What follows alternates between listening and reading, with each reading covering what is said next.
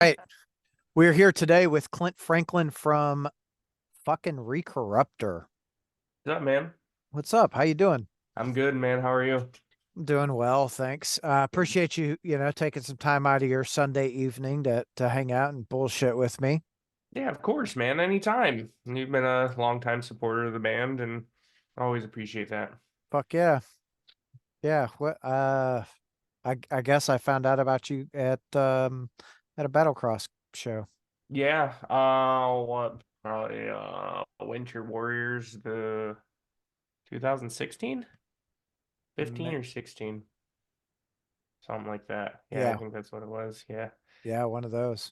it's about when I got acquainted with a lot of the Battlecross fans unite people. Right on. hmm So, I'm gonna start from the beginning. What made you say I want to go into music? Um, well, that's tough. Because I did a lot of musical theater when I was in school. As young as 8 years old, probably. So I've always been pretty ingrained in music, which is my family says a little weird because there's nobody that's really musically inclined in within my family. So it just kind of came out of nowhere. But I didn't start doing anything band related until I was probably 13, I would say. My dad got a guitar for Christmas, and just my mom got it for him, and he never played with it. And I kind of just started picking it up and learning all the, smoke on the water and thunderstruck and, all that kind of stuff and whatever. And it just took off. And got my first guitar my first actual guitar when I was 14, and just been playing in bands ever since. It wasn't until I joined my first real band that wasn't doing that was actually doing originals and stuff, that I started doing like vocals for that kind of stuff, and it was really just out of necessity. All my friends were getting into it and starting bands, and I was like, oh yeah, if you want to another guitarist, I'd definitely be down and whatever. And they were like, no way, loser. We already got another guitarist. Thanks, But we buddy. need a singer. We need a singer. And I was like, I guess I could try that and whatever. And I kind of just went from there. Right on. That's when the shirt came off. You're like, That's all right. right. Yeah, I never used to do that with my old band, but as soon as I joined Recorruptor, that was all I was doing. I don't know if there's a correlation in the fact that once I joined Recorruptor, I started gaining a lot of weight and started getting sweatier on stage, and then had a necessity to take the shirt off or not. But So did that correlate with who is now your wife? Like, um, a couple years after okay. that, So yeah, she Yeah. likes it too. Yeah. That's Yeah. awesome. So she's into metal. You guys like go to a lot of shows, do a lot of stuff. Yeah, yeah, yeah. She's into metal. She's always been into metal. She hasn't always been into my type of metal. And never went to shows before. Um, we started. I was actually her first concert ever.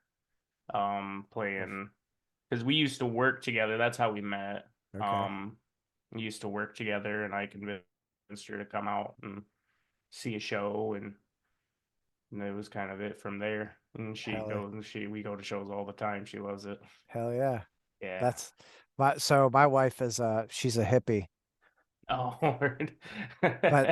but she goes to a lot of metal shows. Like of course we don't get to see Battlecross anymore, but she would love Yeah. going to see Battlecross. She loves Goat Whore live.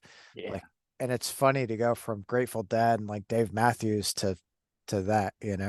Right. Yeah, I feel it. And she's got the other side where she's, you know, blaring Beyonce or one of her musicals, or, any, like, she listens to everything. Not country. We don't fuck with that here, Yeah. but No, no, no country. Get out of here with that.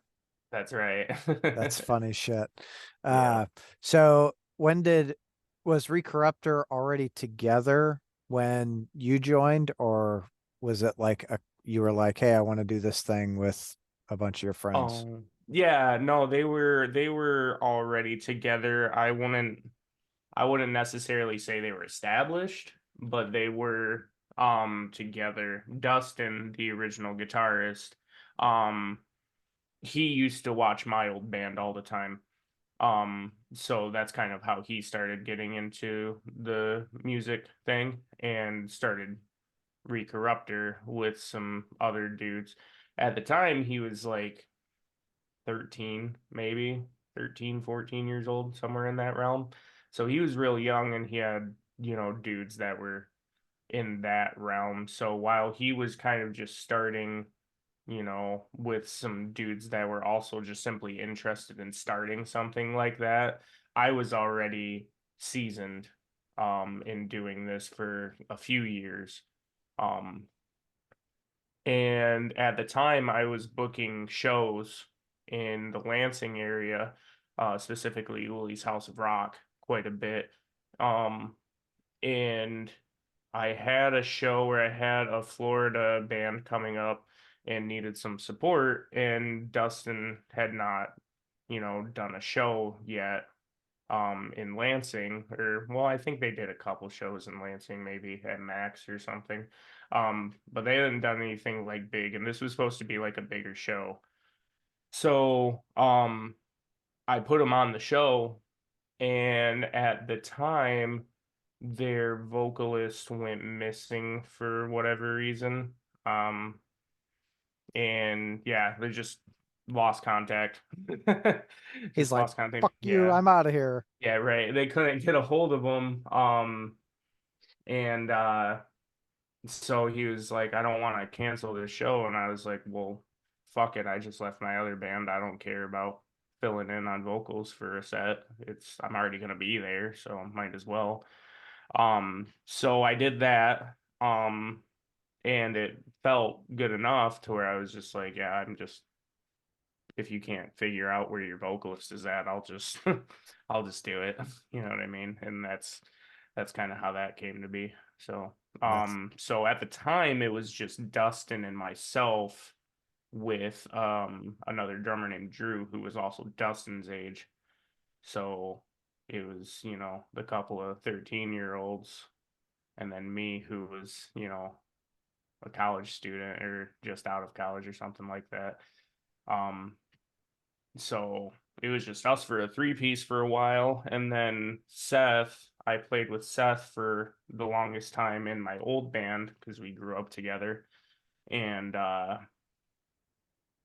he wasn't because I had exited the previous band. He was still kind of doing it a little bit, and they didn't really end up like doing anything else. So he was just like, "Yeah, I'll just join up and well, get that working." he said, I'll join you and the kids and let's do something. That's right. Those are some pretty crazy days. They're really talented. Yeah, From the get go, and full of fire. And um, there was a fun time, fun period of the band, and yeah, yeah. And that- then everyone grows up and things change and right, the band keeps going. right, So, yeah. Because Dustin's not even in the band anymore, so he hasn't been in the band for a few years now. So now, I mean, there's not, if you want to be technical, there's no original members in the band anymore, but everybody that's in the band has been on all the records anyway, so right. it's not, you know, it's kind of Yeah, like an Opeth situation where Michael Ackerfeld's not really a member, an original member of the band, but I mean, we all know it's his band anyway, so. for sure. Yeah. Well, that's cool. So, uh, what led up to like when did the first album get released? So Blood Moon dropped in 2017, October of 2017. And I would say five of the eight songs that are on that, well, it's nine tracks, but the first one's an intro. Um, so five of the eight songs were songs that we had been playing in that original lineup with myself and Dustin and Drew and Seth. Um, Drew eventually left the band to pursue other things in life, and that's when we ended up getting acquainted with Josh, who, Summon, of course, big, black metal band in the area throughout the 90s and early 2000s. Um, so we got him on board, and it was like a total game changer. All the songs ended up getting revamped and reworked so that way it matched with the technicality that he was bringing to the band. And then for the longest time, it was just us. It was just us four, and we never really had a solid bassist until Alex came along. We had a couple of guys that like was in or played a couple of shows with us for a minute, and it didn't really work out. But once Alex came in, we finally rounded up the lineup. And when Alex came in, that was his first show, was the Battlecross show. So and if I recall right, that was either sold out or just close to sold out. So Yeah. that's kind of a crazy show to be your first show ever. And he never played in the band before either, so that was Oh yeah. crazy for him. That's Um, a hell of a first show. And those crowds, like they always get a little rowdy. right, yeah, oh yeah, that, yep. And I think it was our second time in Detroit too. Because a few months previous we had played the same spot with cattle decapitation and nobody really knew who we were at the time. Um, and we played first, so we played to a crowd, but not nearly as big of a crowd as what ended up being that night. Um, so we had people there that ended up latching onto the band pretty hard, and one of those people was um Tiron from Battlecross, and Don, of course, Don really liked us too. I'm pretty sure they were the two people that were there that night.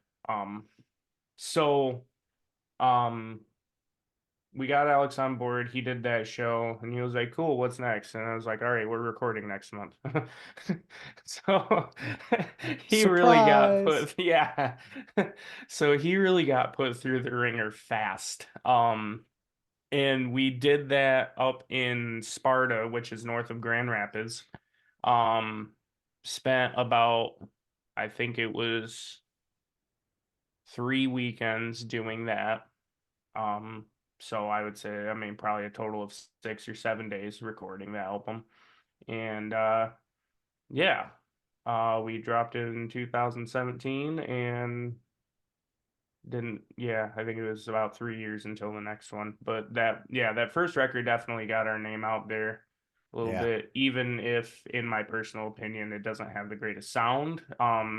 It's still, the talent's there. I feel like you can hear Dustin's raw playing bleeding through it, and I mean Josh's drums still sound good and whatever. Well, Um, I think people often want to wait till everything sounds perfect and it's really perfect to get something out there. And mhm, they're always so critical. It never really happens. yeah.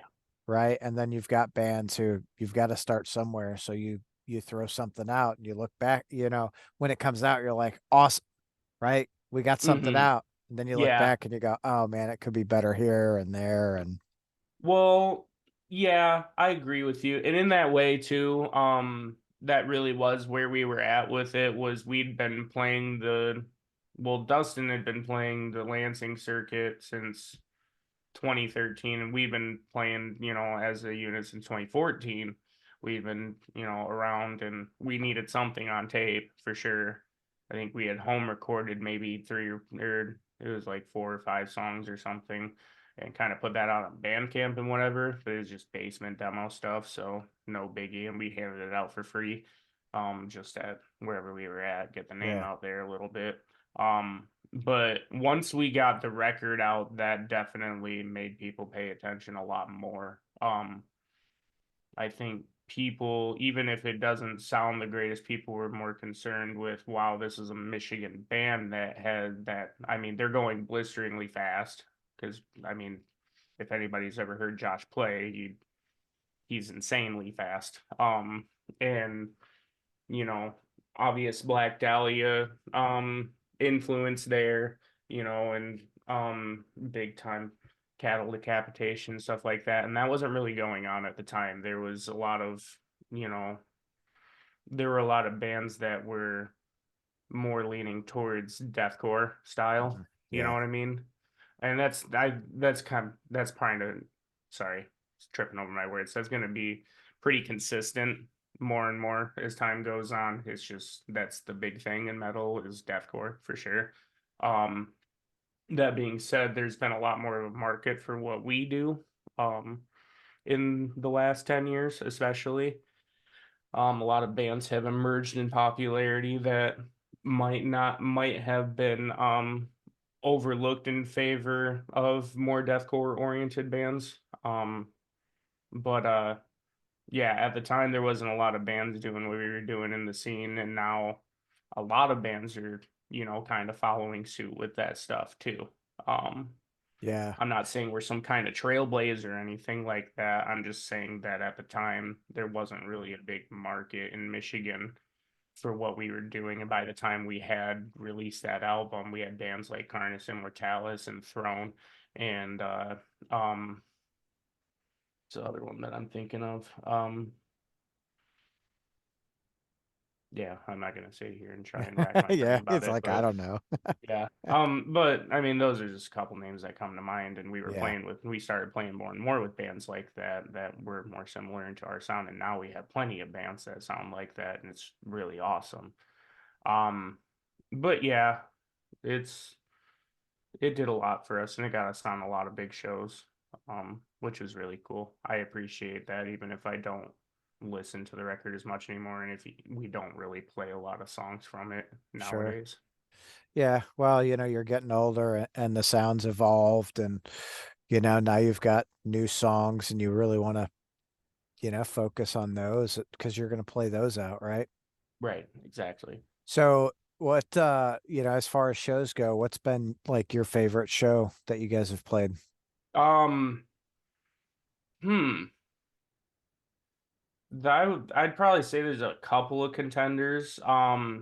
Early on, the big one, I know you mentioned Goat Whore about your Yeah. wife really loving Goat Whore. Our first real big gig was on my 21st birthday, and we opened up for Goat Whore at Max Bar. It was sold out, and I got to party with the band the whole night, like till like 3 a.m. It was crazy. I Yeah. loved it. Yeah. Yep. That's a hell Yeah, of a way to Sammy. ring in 21 Yeah, Sammy knows how to get after it, that's for sure. oh yeah. Yeah. Yeah. So that was really cool. They were really awesome with us. And I think that was probably the moment when a lot of people took notice to us in the Lansing scene too, because we'd been gigging here and there. But that was like the first time when we were on a lineup that really made sense to us because it was them and um, a thrash band out of Missouri called Blackfast. Oh, I like them. Yeah, Blackfast was on it. And then us and Genocide at the time was a local band. Um, that was they've been around for a long time. A couple of those dudes are in Centenary now. Centenary. Yeah. Yeah, yep. So when we played that show, especially with having sold over half the tickets ourselves, and then the other half of the room not really knowing who we were, I think a lot of people took notice to that, and showed how much of a force we were to be reckoned with at the time. So that would probably be number one. I would say the other one would probably be opening for Cannibal Corpse at the intersection because that was Right the on. first time we'd done like a big show like that. We'd opened for big bands before like that, like Cattle and Battle Cross, and um, we did Morbid Angel and Suffocation, but that was at the Crowfoot and we were on a side stage, so it wasn't really. What up, kitty? That's um, that's Sophia. Yay, Sophia. Pretty girl. Um, but that was like we'd asked or we'd we'd emailed to be on the show when they announced it would be support because it was Cannibal, Hate Eternal, and Harm's Way. And Right they on. said they wanted a local because it was like a Tuesday night to help bring in some ticket sales and whatnot. Um, and we'd only played the intersection once before that. My old band played there a couple of times, so I had some connections there. Um, but Recorruptor only ever played there once in the front room for like a multi-genre bash all day thing that didn't really make sense for us to be on, but it was we wanted to play Grand Rapids, so Yeah. we did it. Um, so we didn't really expect to get on it, especially with how many, like obviously no shade at the guys, but we knew Withhold the Blood got a lot of those shows at the time. Withhold the Blood was really big from the Muskegon area, and they were getting a lot of the bigger shows, and we knew there were a couple other bands that were pretty good mainstays at the intersection. And then apparently one of the security guards that knew us vouched for us really hard, and they sent us the email, and I freaked out. I freaked out. And it was almost sold out. It was over 1,000 people in there, and I never played anything like that before, Hell yeah. ever. And we were the only local band, so that was really cool for us. So how was the crowd when you guys took the stage? Surprisingly good. Most bands don't, you know what I mean? Like obviously why you asked the question, because most opener bands don't really elicit that much of a reaction unless there's something super special, you know what I mean? But we sold quite a bit of tickets for it. We only had like 2 weeks to do it too. But as soon as we announced the show, everybody was like, "Yeah, I'm absolutely going now. There's not a question." So we sold a lot of tickets for it in the first place. And I think I don't know if just people knew us more than we anticipated, or if we really just did impress that much, but we couldn't walk 5 feet in one direction the entire night without getting stopped by somebody. It was I'll it I'll was I'll surreal. tell you from my first experience seeing you guys, it's because you guys elicited that fucking response, right? You're a tremendous, tremendous band, and the live show is fantastic. Thanks, man. I really appreciate that. We work really hard to give a show because I mean, that's what you're paying for. You know what I mean? I don't want to watch somebody up there and stand around like a bunch of dicks. You know what I Yeah, mean? So, right. so that's what you got to do. But yeah, there were plenty of people there that whole night. I mean, there were a number of people that thought we were on the tour. That's how it was, and I was just like, oh, we're just so how far you gotta drive to the next place? And I was like, I'm fucking sleeping in my bed in Lansing tonight, dude. That's awesome. I don't know what you're talking about, So, but yeah, well, that those sound like two fucking tremendous shows, yeah, right? And I know you guys just played last night, right? yep. Just playing in Kalamazoo, a place called the Up and Under with Boreworm and Mouthful of Locusts out of the Kalamazoo area. They're doing pretty hot right now, and um, like a mathcore hardcore band called Dead Hour Noise from the Lansing area. We played with them a long time too. That was pretty cool. Yeah, it Yeah, was a good time. that math core is crazy. Yeah, yeah. And they do it real well. Right on. You'll So so we've been through first album show. hmm You guys put out what, two albums, and then you've Yep. got a couple of singles. Yep. So we did well, we actually recorded the Funeral Corridor, the second album, in 2019, but it didn't come out until mid 2020, because of, well, a lot of reasons. Um, so we went in and we did the album in 2019, and it took a while to get everything like mixed and mastered. Um, and getting the sound of what we wanted. And we were kind of having some internal problems too, which ended up leading to Dustin's exit from the band. Um, so getting that all figured out was a bit of an obstacle because we wanted to make sure that if we did the album release, we wanted to play off of it and we needed to find somebody that was right for the job. So in yeah, the beginning of 2020, Dustin left or exited the band, and we got Caleb um on board, and we are like, okay, now we can get this figured out, get the you know promo schedule out there to get this done, and then COVID hit. So then we were like, well, do we want to release an album during COVID? Do we really want to do something like that? Because we won't be able to play off of it.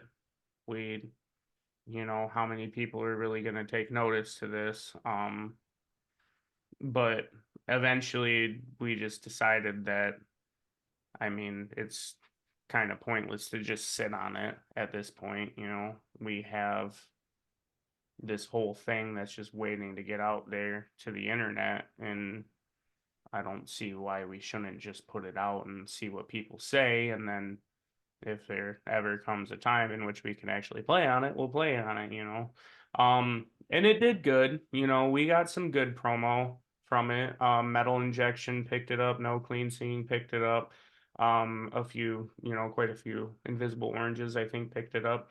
So we got some good attention off of it, and a lot of good streaming numbers, especially for just a local band. You know what I mean? Yeah. Who hasn't toured either. So it was good.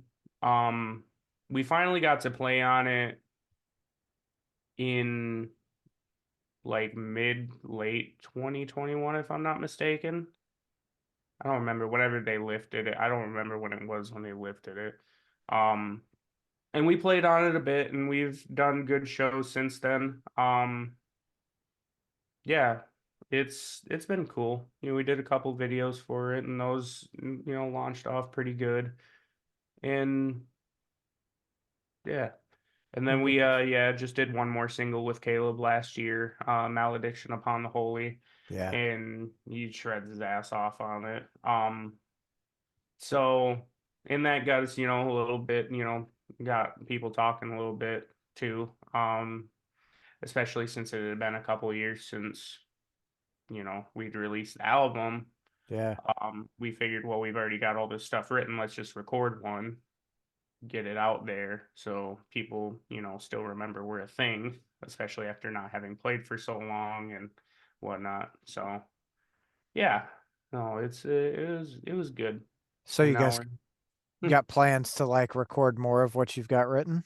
so we're actually in the studio right now. Um, we have 10 more. We have 10 more that we're gonna put on record.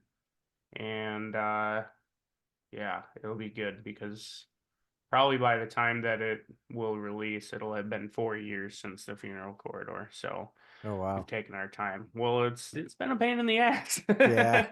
um, because with the whole COVID thing, we took a lot of time to write a lot of this stuff. I think probably 7 of the 10 songs that are on the record we wrote during that period. Um, a lot different now than they were. They were pretty bare bones back then, but that's all right.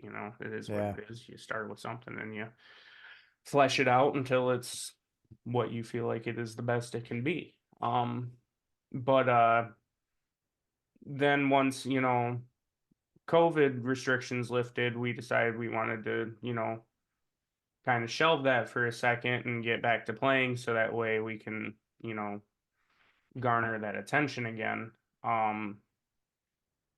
And then Caleb kind of started to have some issues with playing on stage, like a stage anxiety and whatnot. And I get that, it happens, it's no big deal. He wasn't playing and we were trying to figure out, like a live replacement guitarist because we still wanted him to be a part of the band. He still had interest in being part of the band, um, in a writing aspect and recording aspect. So we were, kind of bouncing back and forth between a couple of fill-in guitarists and whatnot. And then, we started to, really talk about getting this album recorded and out and whatnot. And well, then Caleb and his wife got pregnant, and so he was dealing with that. And then eventually decided that's where he wanted to, prioritize his life was in that kid. So now he's doing that, and he's not with Recorruptor anymore, and we support him for that 100%. I get it. I wouldn't never ask anybody to put their own child in front of me screaming into a microphone, you know what I mean? Yeah. So so no, we still love him 100%. But we just ultimately decided we'll just, trek on and, do this as a four piece for now until the right person comes along. Right on. Well, I'm sure you guys will find that, someone that fits really well. I think some bands, I was going to say a lot, but some bands really try to, force something, and you can tell, right? Hey, this person joined the band and they left the band. Yep. Hmm. Like, take your time, get the right person. Yeah. Yeah, for sure. Um, that's ultimately what we've been talking about too, is that we just want somebody that meshes well with the band. We don't even care if they're the greatest thing in the world. You know what I mean? Right. Because I mean, if we're being honest, if we find a guitarist that's as good as Caleb, I will be so surprised. Caleb is a once in a lifetime guitarist. It's not even close. He's just insane. Um, but I'd rather have somebody that um I'd rather have somebody that meshes with us better and, can still obviously play the stuff. Somebody who wants to, really contribute to the band and stick with the band for, a long time. Yeah. But, Yeah. I mean, that's key, right? Because you mhm. guys, the band is really like a family. And if you don't mesh well, it kind of comes out on stage. Oh yeah, a bunch of brothers that you love to hate. Yeah. You Yeah. know, I mean, look at Oasis, right. right? Oh boy. Yeah, they really can't get their shit together, can't they? No, but it is what it is. Hmm. They did their thing, and now it's like, brothers, Yeah. get away, get away. I don't like you. Uh, Right, yo. so, uh,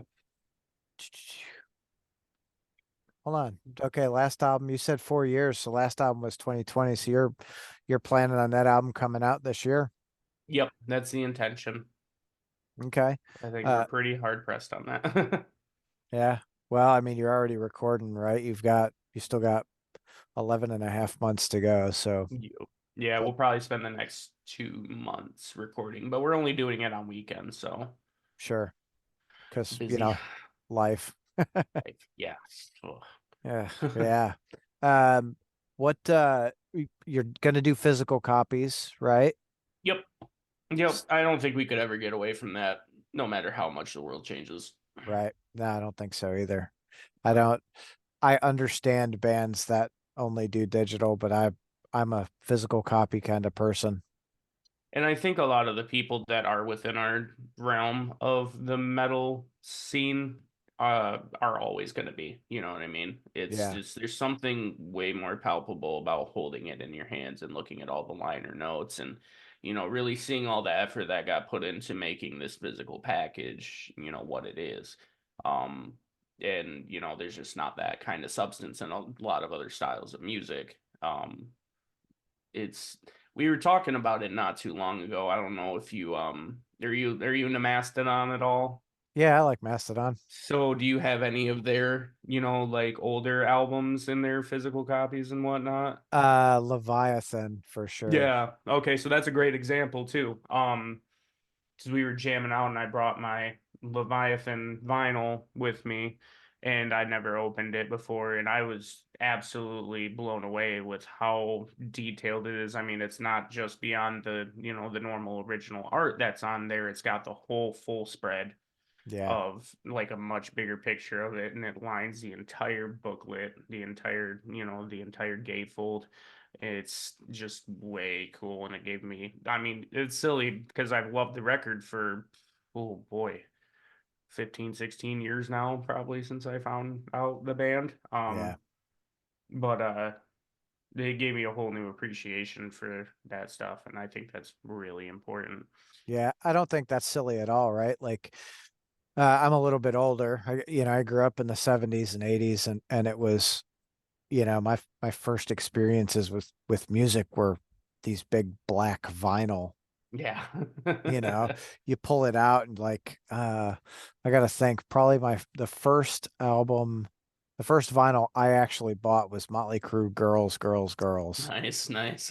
Right. So you pull it out, you're reading, you're obviously looking at the ass, but Yeah. you read everything. Like, okay, who produced it? Who are they thinking in here? Oh, what are the lyrics to this song? And that was, you know, that that for me is why I like the physical copy so much. Is it's the artist puts it out there. It's not like going to YouTube and going, okay, what do they say the lyrics are for this song? Like you can actually, see it. Right. Yeah. No, it's really important to me. 100%. It always will be. Um, so yeah. No, physical copies will definitely happen. CDs at least. We're looking into vinyl, but we all know how expensive that is. So Oh, well, I have an idea. yeah.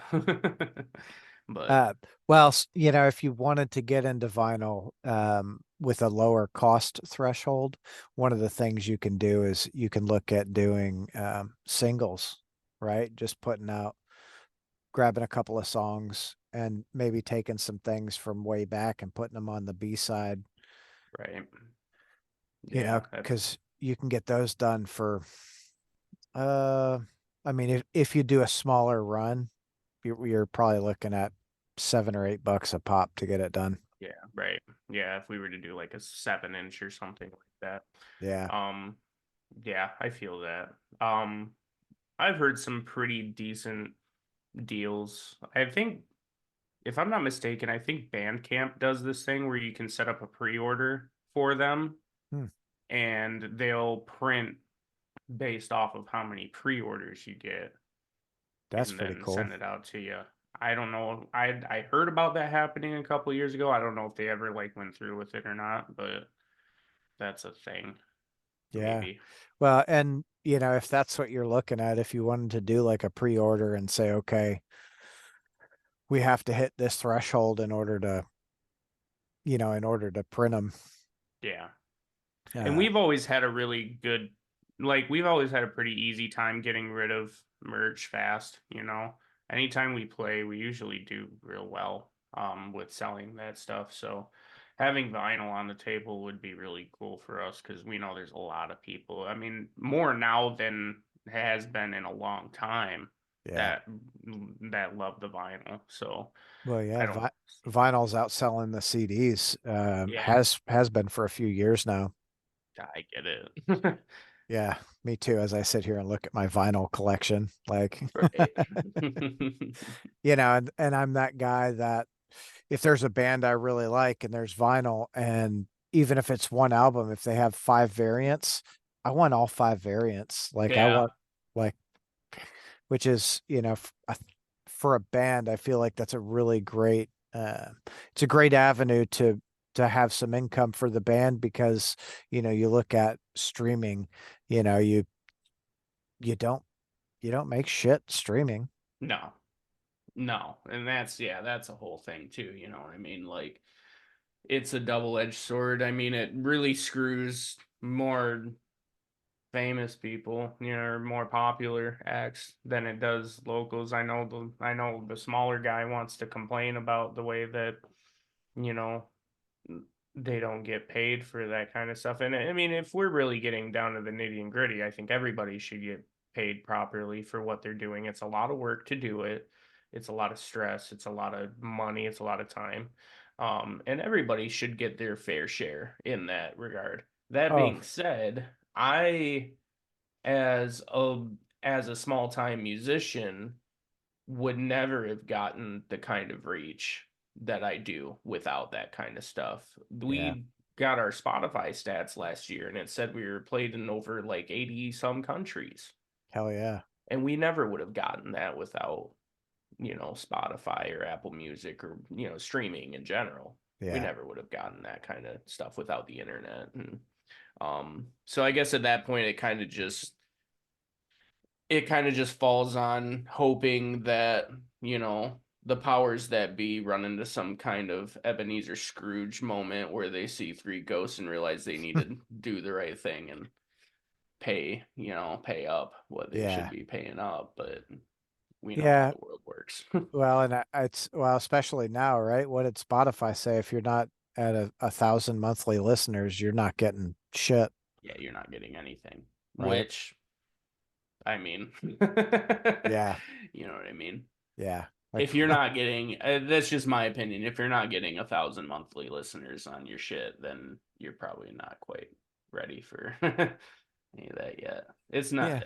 not, maybe that's just me being cocky, I guess, but it hasn't been difficult for us to reach that level.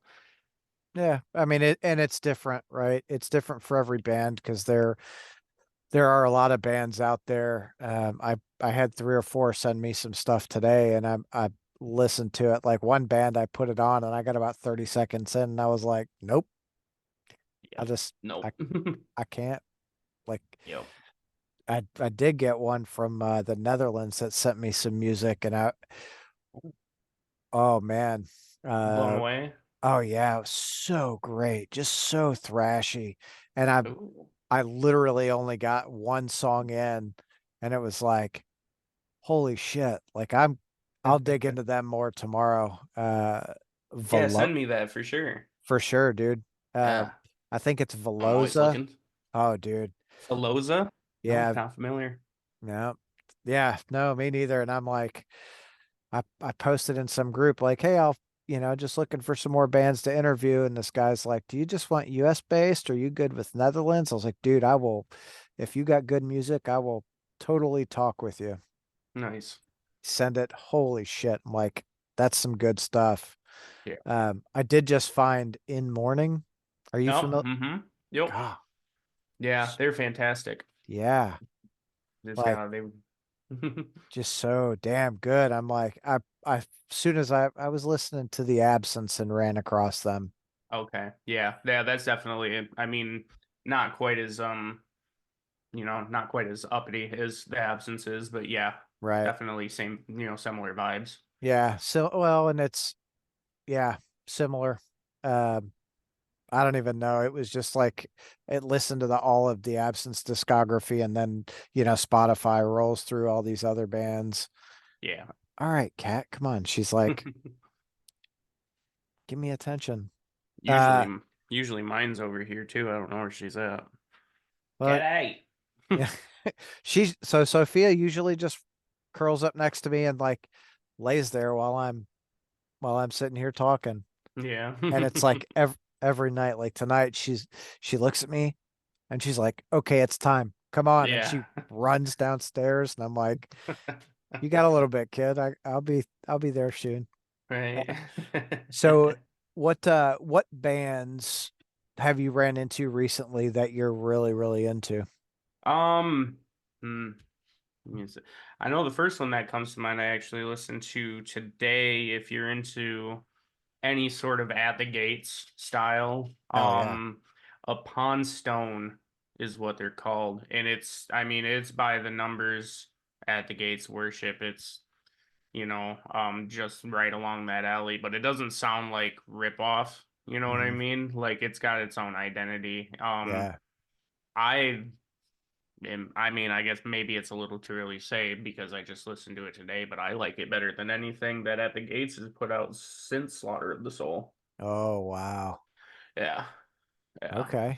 And I like those records too. So Yeah. so I mean it's got really infectious melodies and the solos are sick. Oh yeah, it's so good. Sorry, I'm pulling up my Apple Music to Uh, see what I've been into because me, I've always got everything going on. Oh, let's see here. me too, kind of all over Um, the board. yeah. Well, I mean, I guess as far as 2023 goes, my highlights were the new Suffocation. I definitely fuck with that heavy. Hell I yeah. think I think their new guy is a great fit, and I don't think they could have found anybody that gave me that same feeling as the first time I heard Frank Mullen, Right. do his vocals. I thought it was, yeah, that was really good. Sang with Sugabog was real big if you like that meat and potatoes death metal. It's just, I mean, it makes you feel like a caveman. it's Hell yeah. it's Well, real good. and they just had that thing with Ronnie Radke, right? Oh boy, yeah, yeah. I think it's still going if I'm not mistaken, but Probably. um I'd like to see it happen. That's just me. But um Be funny as shit. yeah, that's for sure. Let's see here. In the more black metal realm, I really liked I'm probably gonna butcher this name, but Dodheimsgard. They put out a record called Black Medium Current. That's a lot more than just black metal. Okay. It's obviously that at heart, but there's a lot of different types of sounds in there. Um, a lot of industrial beats and a lot of jazz going on. It's a very eclectic mesh of sounds for sure. I thought that was probably my most adventurous record of last year. Okay. Um, and Dying Fetus, as always, they were real good. Um, I'm sure there's plenty. I mean, you know Sure, me. for I'm sure. always listening to stuff. So Yeah. Yeah. I was just talking uh there's a band from Louisville, Stonecutters. Stonecutters. Yep, I know those guys. Yeah, so Brian's a buddy of mine. Hmm. Well, he was telling me about his My Own Victim days. Okay. So so back in probably 90, I think he said 92, they played a festival in Dayton, and it was Internal Bleeding, My Own Victim, Dying Fetus, and and a bunch, a bunch of others. And it's so funny because like all those bands started right about then. Oh yeah, absolutely. That real, what's known as slam. You know what I mean? If you Yeah, want to call that a genre, to me, slam is just a style of riff. um, which obviously a lot of those bands like Internal Bleeding and Pyrexia, Dying Fetus utilized a lot of that. yeah, Um, obviously leaned into that hard, that style of riffing, but really, brutal death metal is what's most accurate. But yeah, no, that's really fucking cool to hear about that. That's a dream. yeah. I could only imagine seeing that in its infancy like that. Yeah, same, right? Like that probably would have been just fucking nuts to witness, right? And to not only witness it, but be a part of it. I'm like, all right, Brian, you know. Yeah. Right. No, I get it. Josh is the same exact way with all the bands that he's talked about and played with over the years. He always tells me one of the big ones that I always remember him talking about was when Summon played um I don't remember if it was here in Michigan or like it might have been at Harpo's or something. Hmm. A big show with a bunch of death metal bands, a bunch of prominent death metal bands at the time, and Lamb of God, who was very young at the time. I think they might have had New American Gospel out. Okay. Um, and he said that everybody on the bill was like almost like picking on them. Yeah, was almost like picking on them because it was like all this, satanic death metal, black metal shit, and then there's a band called Lamb of God. Yeah, You know what I mean? But he said as soon as they went on and played, I mean, it was no contest. You know what I mean? Like right. everybody could tell there was a reason why they were there. So he got to, hang out with Chris Adler, and they got to, fart around the drums and, show each other shit and whatnot. But he always has stories like that, Lamb of God and Origin, and he's known those guys for the longest time. um, the day that COVID hit, we were playing with Origin and Defeated Sanity in Detroit, like we had gotten the news that night after we had stepped off stage that everybody has to That once you leave here, you have to go home and you are gonna stay home. And that's it. like, no, I don't want Yeah. to. Yeah, But that whole night we got to hang out with those Origin guys and they remembered Josh and it was a cool whole time and whatever. So um yeah, it's cool being able to know and hang out with somebody like that that had those experiences back in the day and got to see the formation of what we know right. as metal and whatnot. You know what I mean? Yeah. Well, and, you take a band like Lamb of God, obviously they're as big as they are because of how they do it, Yeah, right? And absolutely. they went from uh almost changing a new inception, right? A new musical inception with every album. And I think like the albums now are almost like copy paste. Yeah, no, you're not wrong. Especially, sorry,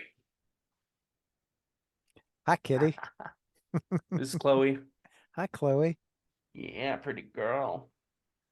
Um, I no, I absolutely agree with you. I think so when Lamb of God came out, and well, I might be a little, I guess, a little young for this at the time too, because I didn't really get into them until Wrath was the new thing. You know what I Yeah. mean? That was when I was in 10th grade, maybe 2010, right? 2010 or 2011, something Yeah, like something that. like that.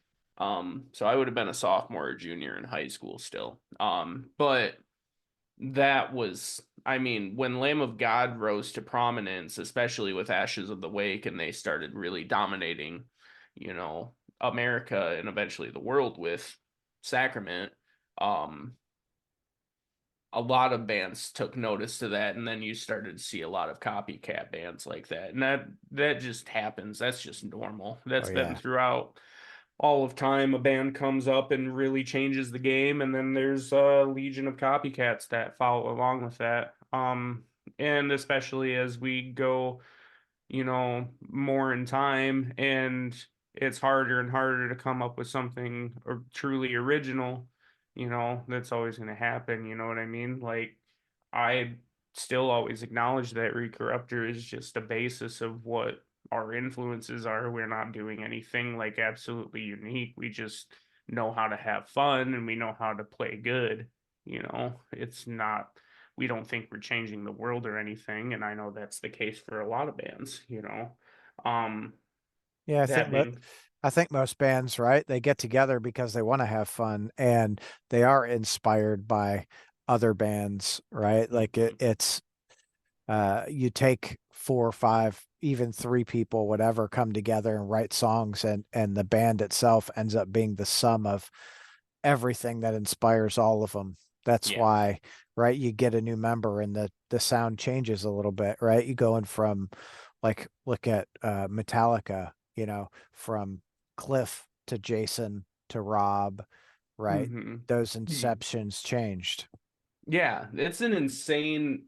Metallica could have put out the same record for 40 years and they would have been just fine. You know what I mean? Yeah, But the fact that they have changed so much over the years, especially starting, I mean, even as early as Justice, I mean, it's not like Justice is the same as the other ones before, even look at Kill 'Em All, Well, right? right, exactly. You I got mean, Ride the Lightning is such an intense step up in that department. I mean, you're a fan of Metallica in 1983, you wouldn't have guessed the next year they would have put out a ballad. You know right, what I mean? right. Like they've always been ahead of the curve in terms of well, maybe not the last couple albums, but that's that's just me. They've earned it. They can do whatever they want at this point. That's my opinion. Yeah, Um, I actually like what was the last album? well, the newest one or the one before that? But well, the one before it was Hardwired. Yeah, and then 72 Seasons was the That's last right. one.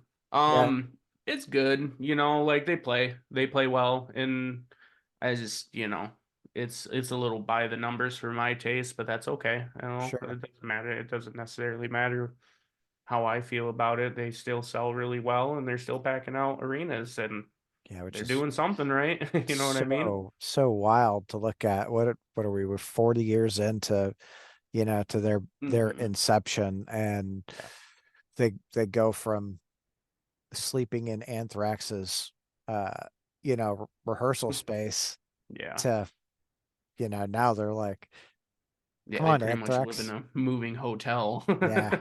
You Yeah, know? it's wild, and it's like a city that follows them.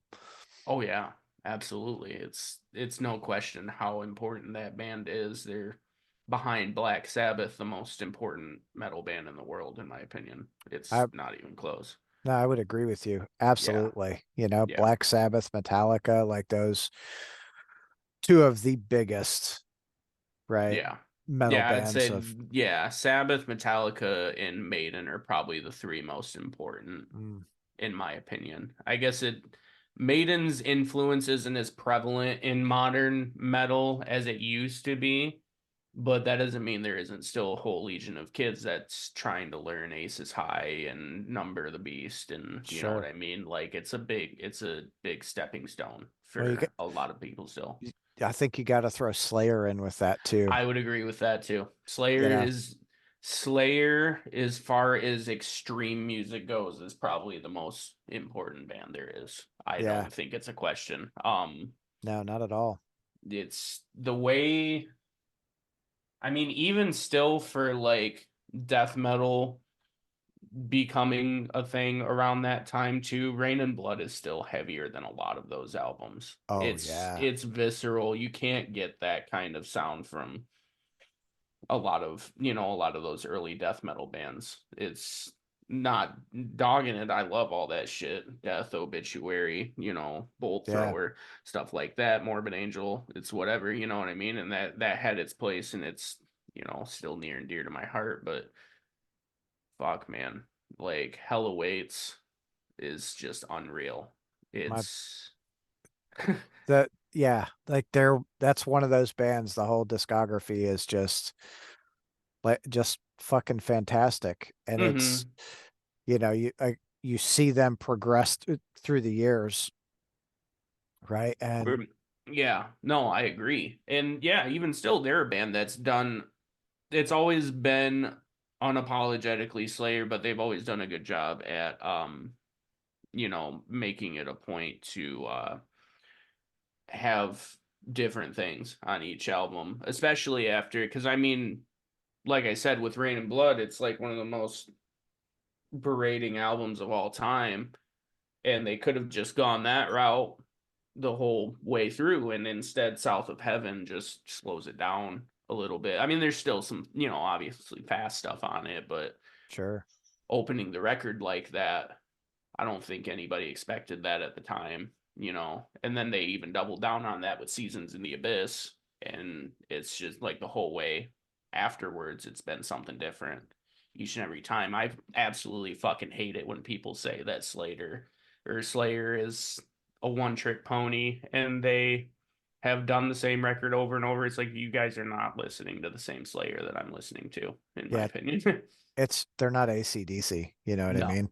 no, no. And even still, if having that unique of a sound is a bad thing, then fuck me, I guess. I Right. love AC/DC too, so Yeah. I Well, don't. no, it's like, but they're, I just bring up Yeah. AC/DC. I'm not. I'm. Oh Yeah. yeah, no, it's no question that they have definitely written the same album 15 times. It's Yeah. Yeah. it is the case. It is the case, but they're still AC/DC, so hmm Yeah, but we've got bands who do that, right? They write the same album over and over and over again.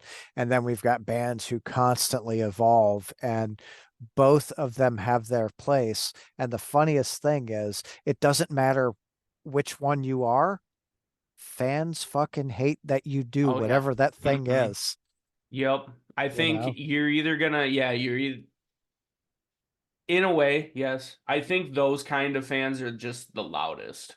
But you Sure. still have a whole entire legion of people that Well, like for tracing back to Lamb of God, it's kind of no secret that the last few albums they've pretty much been, you know, doing a lot of the same stuff and not really doing like there might be a couple tracks throughout the record where they kind of try something new and whatnot, Yeah. and that's dope and whatnot. But for the most part, every prevalent single on the last three albums have kind of been Lamb of God, and that's Yeah. not a bad thing, All the, there's a bunch of people that say, they haven't really changed it up in a long time, but I mean, they're obviously bigger than ever, so I don't really know No, I what mean, you're ever going to say to convince them to change what they're doing. You know what I well, oh, mean? they're not going to. You're No. absolutely right there. I think especially after Randy did that, that stint in Hungary or Mhm. wherever he was, Yeah. he got out. I saw that tour when he got out, them and Hatebreed, and man, Yeah. you could That's see. who I was talking about that the other day, that same tour, and I couldn't remember who that other band was. It was Hatebreed. Yeah. Yeah, because Randy and Jamie are good buddies, right? Yeah, and he's on a song of Yeah. theirs too Yep. on the is it self-titled or I think it's the self-titled. I Okay. don't know. Yeah. He's on a song of Lamb of Gods. Yeah. Yeah. So, um but yeah, so I mean, it is what it is. Every single you're like you said, there's a bunch of bands that are going to just stick to their formula because they know that's what works. And I mean, as long as they're having fun with it, I do not care. And Lamb Yeah. of God clearly seems like they're still having a good time. So Well, and I just saw um it was probably a couple years ago, last year maybe. No, it was 22, I think. We went to Nashville and to see Megadeth, and Lamb of God was on that show. yeah, that Like was stokes. Yeah, yeah, I bet that was sick. yeah. They put on a great show, right? Every Hmm. time. And you it's hard to pass up, right? You go see a band. I don't care if they make the same album for the next 40 years, right? When Yep, it can be the same album, you keep putting on a great fucking show, I'm gonna go and see it, 100%. you I'm know? that way with Meshuggah. Meshuggah is that band for me. They could drop hot farts on a record and I'd buy it. It's, you know what I mean? Yeah. And I mean, obviously if you pay attention to the music, there's a lot of different nuances within each and every record that are different, but that being said, it's always Meshuggah and that's what I love about it. Um but that being said, if a band like Mastodon stayed the same throughout the years, I probably wouldn't like that as much because what I do appreciate them is how progressive they are and how Yeah. they're always doing something different. They're always keeping their fans on their toes, and some people like that, some people don't. You know what I mean? But it clearly is working for them because they're Again, still you know, massive. another great live show, right? Yeah. Like yep. Did you go to the Mastodon Gojira Lorna Shore? Hmm. Yeah, I did. Like, Unreal. oh man. Like, Yeah. so I love Mastodon. I'm a big Gojira fan, Mm. right? Just because they're a little bit different. So it was I did the fucking meet and greet with Gojira, and I walk in and the whole band gives me a big hug, and I'm like, oh, So sick. I love you guys. Like even more now, right? Yeah, they seem like very warm people. They are. They are. Yeah, They just want, love and kindness and humanity, nice, nice. so but the whole fucking bill, right, is solid because Lorna Shore is solid at what they Yes. do. And Hmm. then, like when I saw him, it was Lorna Shore, then Gojira, then Mastodon. Okay. Yeah, when I saw him, it was flip-flopped. Okay. So Gojira closed it out. Yeah. Which I don't know. So I love Gojira debatably more than Mastodon. Okay. It's very close. Yeah. They're both probably top 10 bands for me. Um, so having that bill announced, I was like, there's no question I'll chop a leg off. I'm going. Right. You know what Yeah. I mean? Um, I I would say Mastodon probably won it out for me that night, which is hard for me to say. Wow. Yeah, dude. I mean, but I don't know if you had the same set list that we did, but their set list was perfect. they kept the new songs, like, not, I loved the new record, but they kept the new songs. I think they maybe played three Oh wow. across their like 17 song set, something like that. And all of it, all the rest of it was pretty much old shit. All the stuff that I'm so big on and whatever. Um, and their lights show is insane. All of their visual effects, Oh yeah. everything about it, and they sounded just premium. That was my second time seeing Mastodon, and they were great both times, but that time was just insane, off the charts. Gojira also played super well, and they played a lot of my favorites that I did not expect them to play. But I don't know, man, just something about Mastodon set really hit me that time. Yeah. Yeah, Yeah, I've probably seen Mastodon 6, 7, 8 times, something like that. yeah. And it's a lot of times in a festival setting, and Uh-huh. they're great. Actually, the first time I saw them was at Louder Than Life, Okay, nice. and they crushed it, and I was just like, wow, all right, I'm really gonna dig into you now. Right. Gojira, same thing, right? First time I saw them was Louder Than Life, and I would say in Nashville when I saw that lineup, it was Gojira for me, Yeah, for right? sure. Uh, Yeah. but I, I would say, yeah, that time Mastodon was the best for me, but the time previous that I saw Gojira is a top five show for me. oh, So, right on. yeah, I saw them with Tesseract, who I don't really care about. And Car Bomb opened. Car Bomb, if you're not familiar, is it's a mathcore band, but they've got a lot more Meshuggah influence in it. Not so much the bouncy, but the polyrhythms. Okay. It's bonkers. If you haven't listened to it, you should. Just to say that you have, at least, if you don't like it. But but it was, yeah, those three bands, and Car Bomb only did the two shows that were surrounding us in New York. Okay. And it was Joe's birthday. So it was like a really big night. They played everything perfect, and it was just one of those shows where you couldn't stop moving, even if you wanted to stand still, somebody was moving you. You know Hell what I yeah. mean? It was perfect. So yeah, Love cool that. stuff for sure.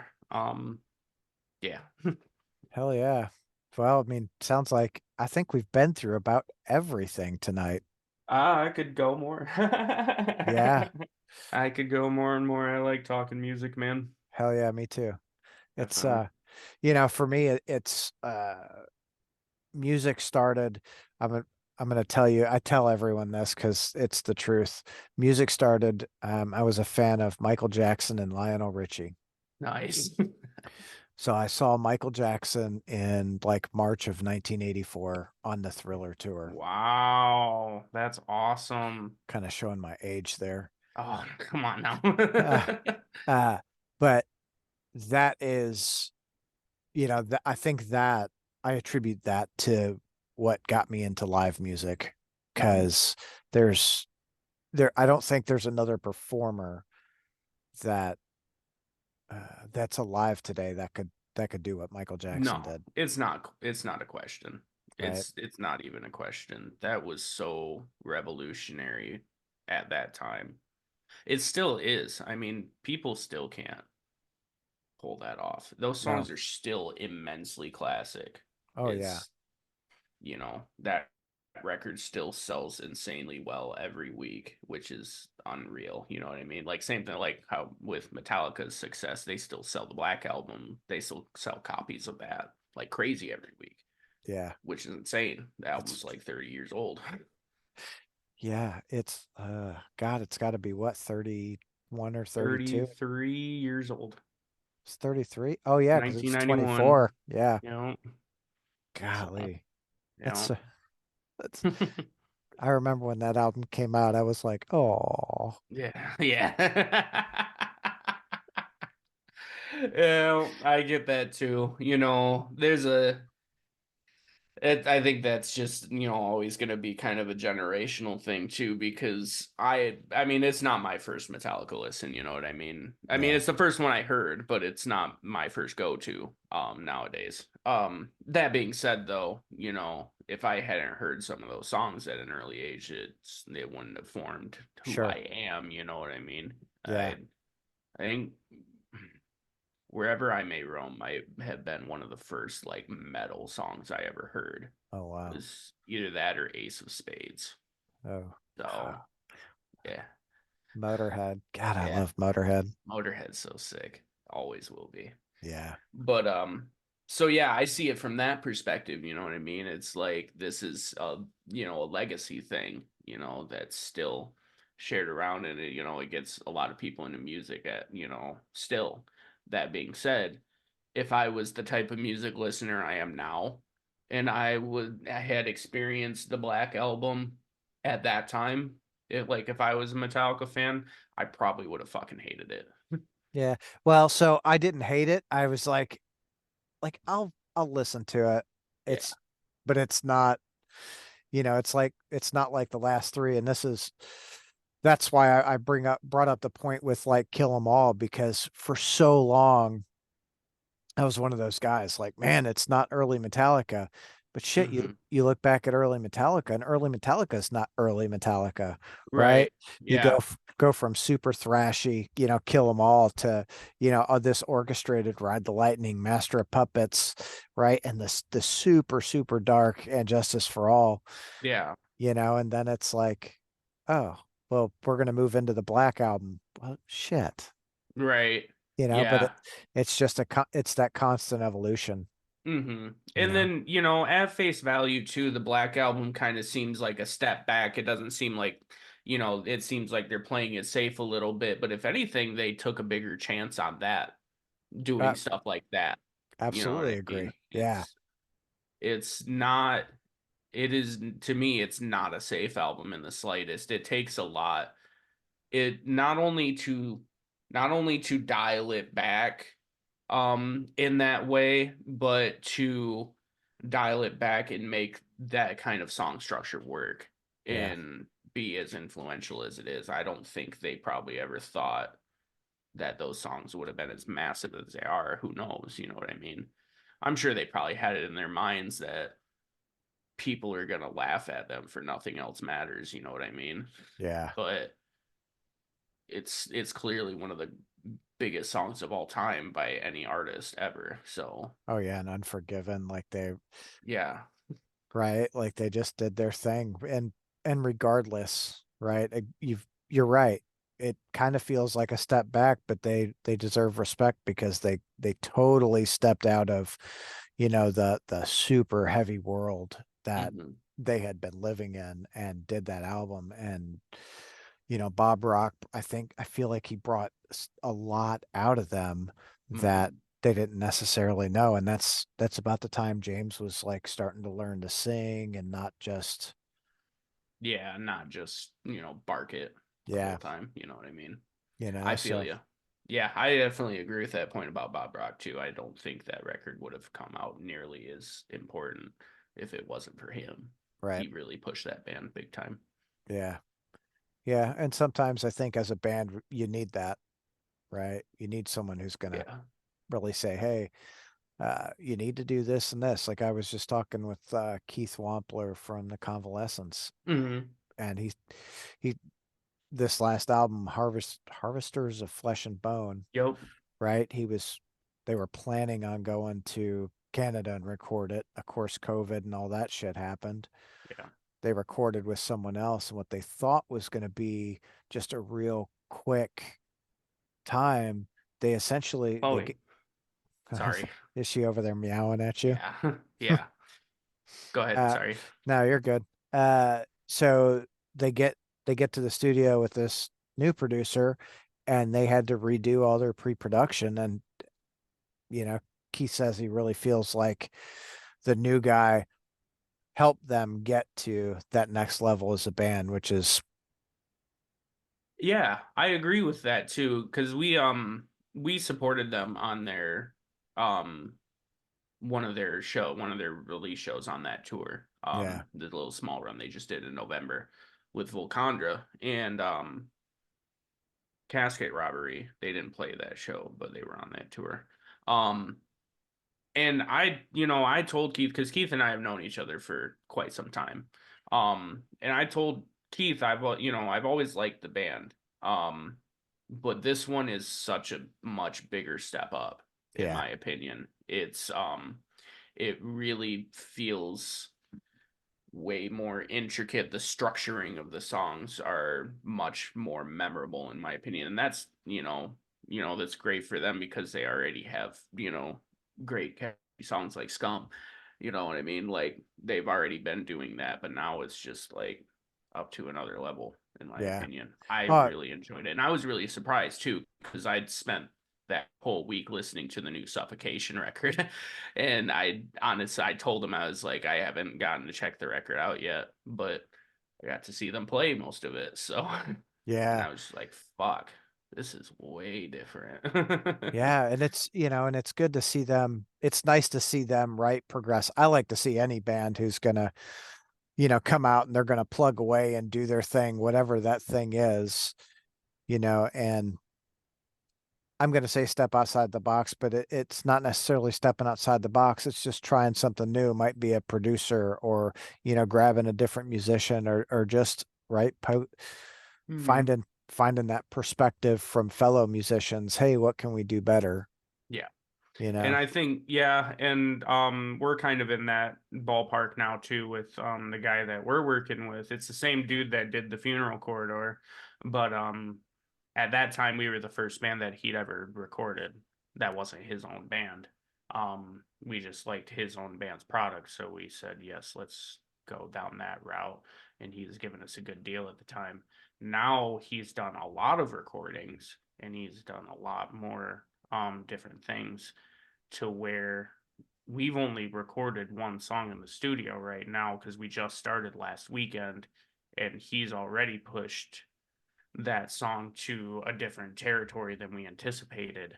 Hell yeah. Like it's funny how I guess I don't know if that's necessarily the case with other bands, but with us it's funny how like we kind of have this product that's so bare bones until we go into the studio, and Michael, will just throw this and that out and it just changes everything entirely, and you just hear it in this different light and it's like, fuck, I did not think it could sound like this. So yeah, always important to have a good producer, in my Yeah. opinion. I Even w- if you're good at it yourself and you can do obviously self-production's cool too if you can make it work. But I always think having that second opinion is a beneficial thing. well, I would agree. I look at it like if you live in a house with 73 dogs and 27 cats, you become nose blind to what's going on in there, and someone from the Right. outside, right, is going to say, "Oh, shit. Well, no, you really got to clean this up because it's Yeah. terrible, dude." Yeah. You know. And not the same with music, but hey, you can No, do I this mean, in better, a way, right? yeah. In a way it is though. You're right. You know what I mean? Like it is important. Yeah. So you got Recorruptor's got the new album or Hmm. working on the new album. What shows do you guys have planned coming up this year? The only thing that we have firm in the books right now is we're playing in Kalamazoo once again for March 15th at a house venue called the Runoff. We're going to be supporting Mouthful, Locust, and their album release. Necrium's on it. They're cool. They're a cool tech death band out of that area. And Shakedown is a hardcore band from that area. And I'm not remembering who the other band is, but it'll be a good time, man. I'm really excited. I haven't played a house show since 2015 or 16 maybe. So, No, it's been a minute. yeah. Yeah, we've been playing like a lot of legit venues since then, but Hell house yeah. show will be cool. That'll be It'll be fun. to get in everybody's face. It'll get rowdy. Yeah. Oh yeah. But once the record comes out, we're not sure if we're gonna do a big one in Lansing or if we're gonna do two album release shows back to back in Detroit and Grand Rapids, but that'll happen too. And then hopefully touring is the idea.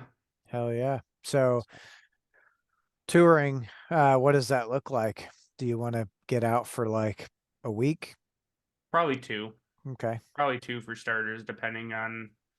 I mean, it's still pretty up in the air because we want to send this one off to see if we can, get some label support Hmm. on it, and sign on with management, hopefully. Obviously weigh the options because, that whole game changes every day too. But if that works, it works, and then we'll kind of just go with the flow of what we get offered. But that being said, if we're still independent, we'll probably find another band or two to hit a 2 week run, and we'll probably do the New England route down through to. I don't know if we'll go much farther south in Tennessee, but we would like to route through to Tennessee and then wrap Okay. around back through to probably as far west as South Dakota. So kind of a whole Midwest, New England thing. Yeah. Well, you got to come to Kentucky. Yeah, for sure. Louisville is one of the only out of state places that we played. So, or technically Florence, but Okay. yeah. So, where'd you guys play at in Florence? We did a show at a skate park there, Ollie's. Okay. Yeah, yeah. This was back in 17 or 18, something like that. And one of Dustin's friends had like a whole skate park convention, I guess. I don't know. That sounds lame when you say it like that. But I mean, it was a skate fest, Gotcha. Super Session was what it was called. Um that had a few bands play, and there's a couple, yeah, couple like indie bands and stuff, and then they wanted us to play, and we went, and we pretty much just put up right next to the half pipe and just played for all the people that were skating around, and it was pretty cool. They do a music fest here in one of the skate parks. Actually, there's two that go in skate parks. One's in Riot, LD LBDD Fest or something. Mm-hmm. Um, which Hatebreed is headlining Oh wow. Nice. March. The other one is No Comply, where they do it at the outdoor skate park.